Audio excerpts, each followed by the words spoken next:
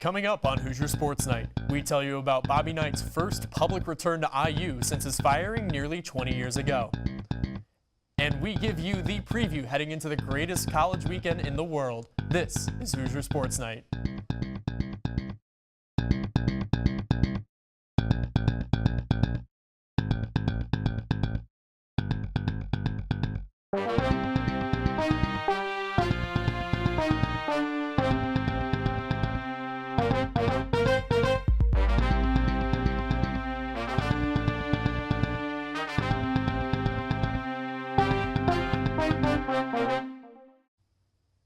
Welcome into Hoosier Sports Night. We're glad you could join us. I'm Michael Tilka.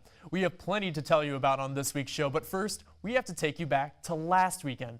On Saturday, former Indiana men's basketball head coach Bobby Knight made his first public return to Bloomington's campus since 2000, after Knight was dismissed from his head coaching position with the team. Knight made his return on Saturday afternoon to attend a baseball game between Indiana and Penn State, with footage seen here by our very own Matt Cohen. Knight arrived to Bart Kaufman Field and was then escorted to the press box in a golf cart by an IU official to watch the matchup.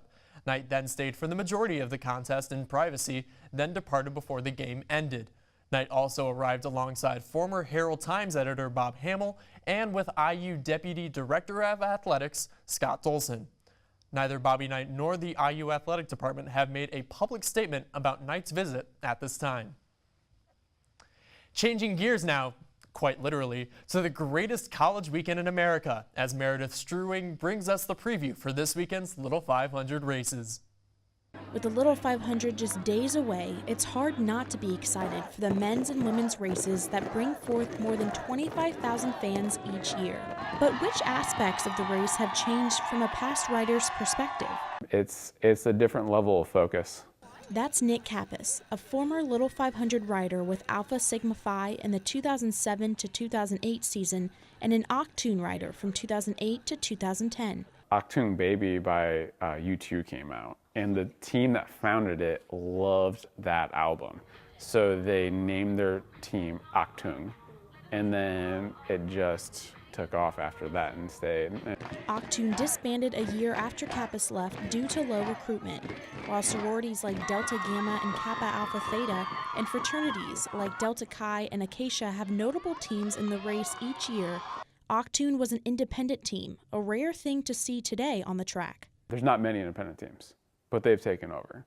And it's because they have different reasons why they're riding. They're also not bound by a lot of the regulations that fraternities and sororities have to abide by.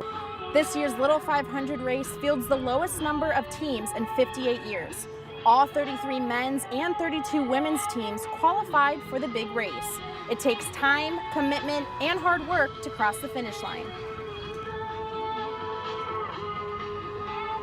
Little 5 riders are college athletes.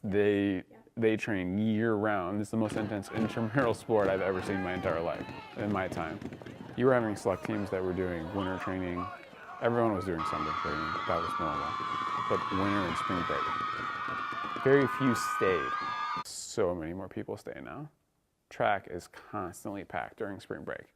With intensity also comes risk, and as a former Little 500 coach, Kappas is well aware of the danger riders can face. As a coach, your number one thought always is safety.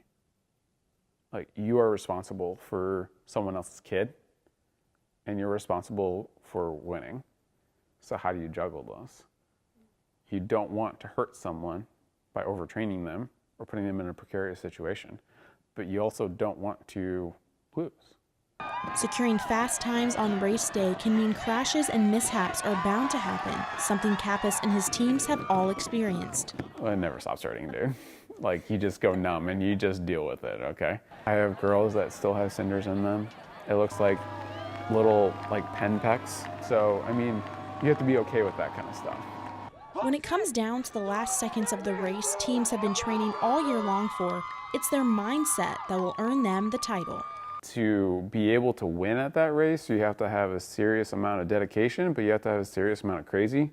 For Hoosier Sports Night, I'm Meredith Struwing.